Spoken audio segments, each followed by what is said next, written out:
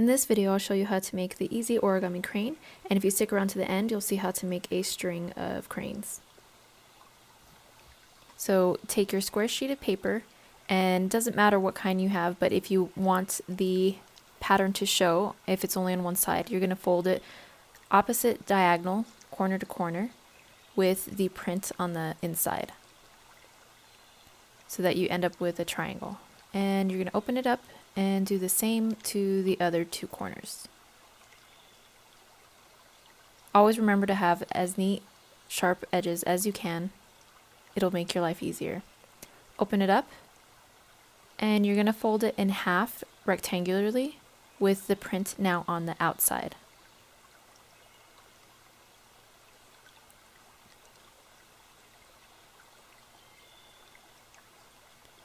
Open up and do it again in the other direction.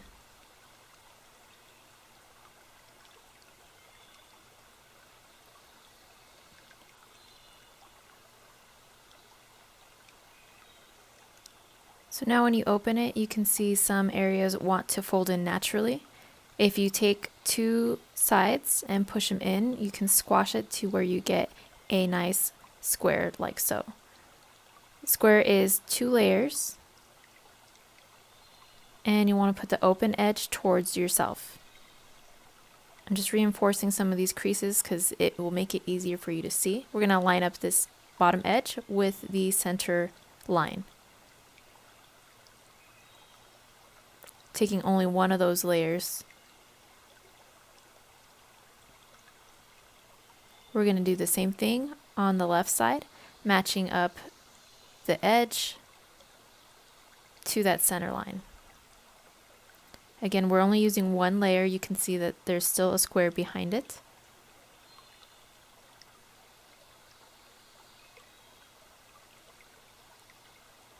Now you'll flip it over and do the exact same thing on this side. It's going to line up with the center.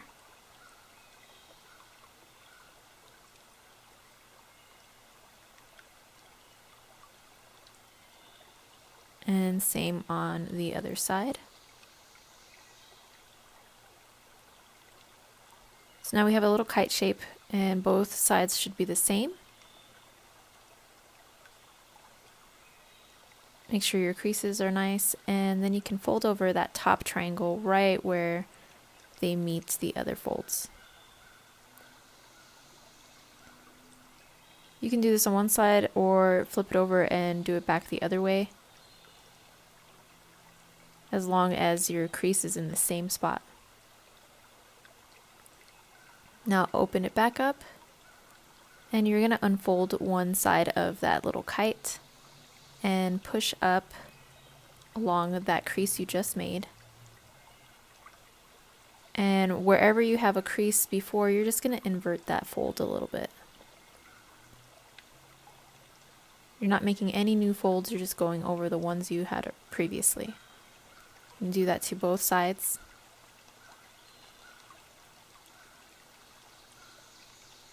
So you'll end up with this diamond shape on one side.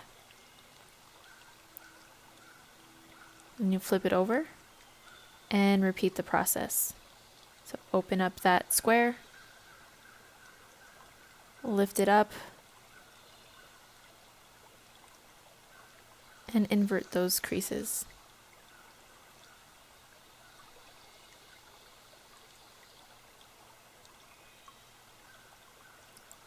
Smooth it all out so you have that diamond shape.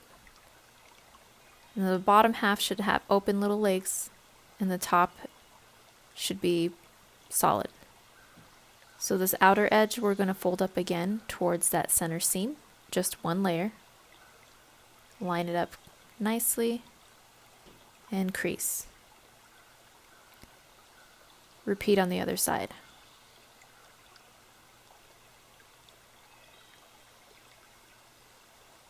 As you can see, it's just one layer because we're going to repeat the process on the flip side.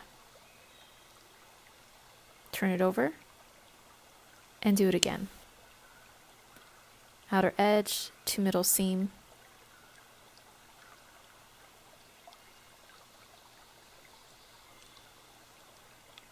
And same on the other side.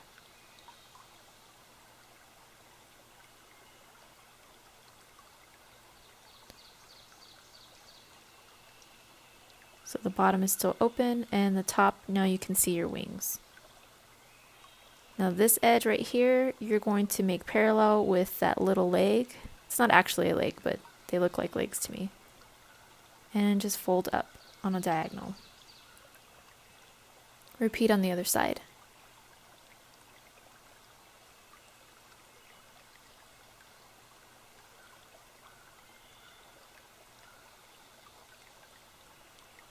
And I sometimes will make the crease going the other way just to help it fold, because we are going to invert it again, and having these creases kind of helps make it easier, as long as your creases are in the same spot.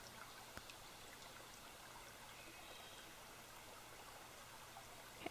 So bring them back down and open up half of your bird shape and push that little leg up and invert that fold and crease it up.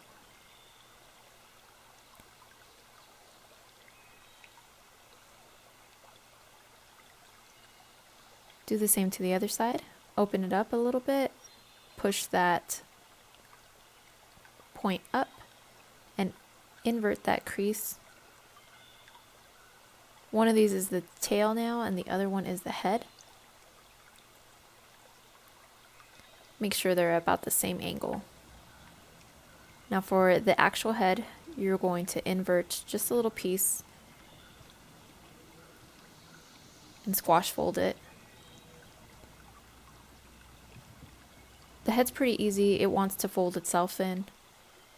And that's pretty much it.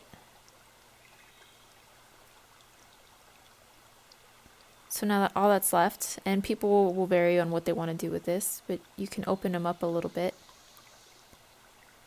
If you're going to open them, just very gently pull those wings apart. And that triangle back, you can actually flatten a little bit. This can be tricky, so be careful not to rip your bird. You can leave them like that, or you can carefully flatten that. I like to square it up a little bit. Trying to make sure the folds work cleanly, and then curl out those wings a little. And there you have it.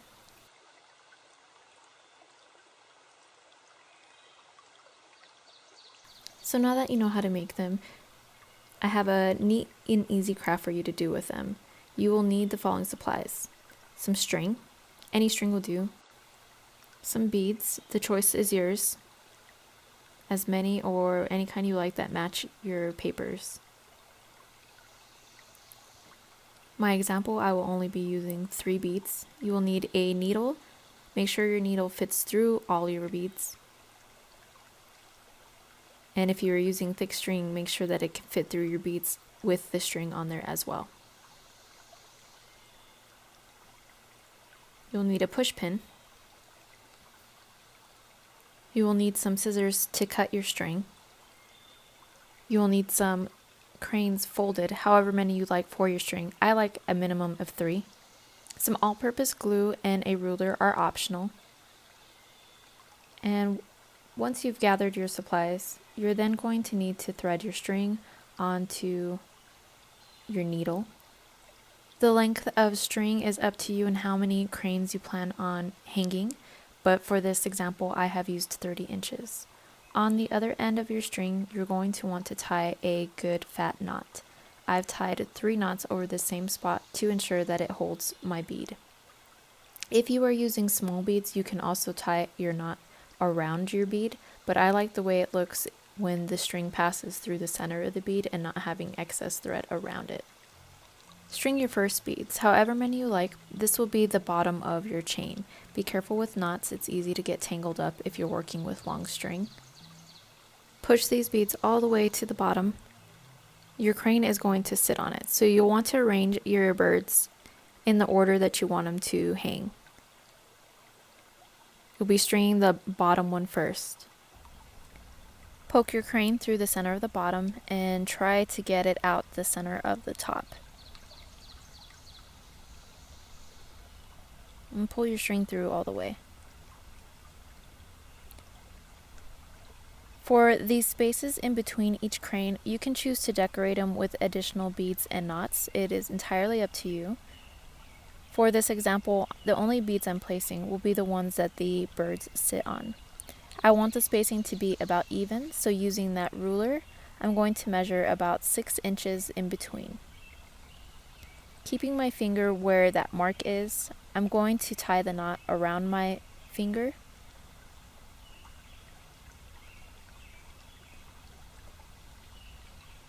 To try to make sure it's all in the same spot. Just as before, I'm going to double knot it so that the bead does not go past that knot.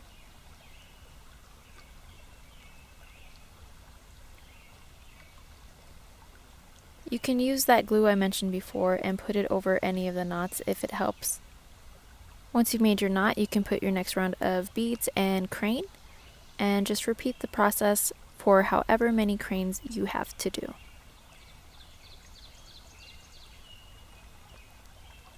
Be careful with your spacing. It doesn't necessarily have to be even, but it helps if you know what you're going for.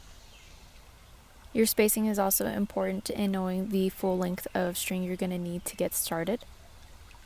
So make sure you take that into account when you first cut your string.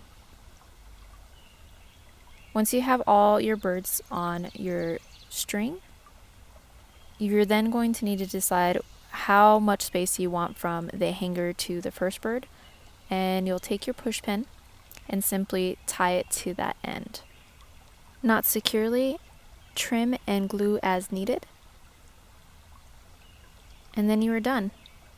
Your last step is to figure out where to hang it. I hope you enjoyed this tutorial. It can get a little bit crazy these days figuring out things to do. Origami is fun, it's a good practice in neatness and following instructions, and it can make for some really nice decorations.